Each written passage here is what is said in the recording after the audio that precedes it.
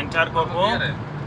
এখানে ইংলিশ লেখা আছে কেয়ারফুলি নন এভার স্পিড, অর্থাৎ খুব স্পিড দিতে যাওয়া যায় না।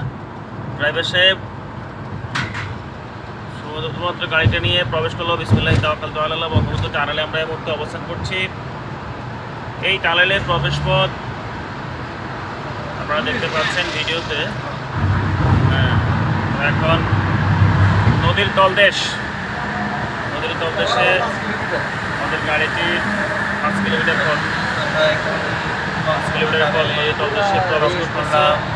অনেক গভীর। ড্রাইভার সাহেব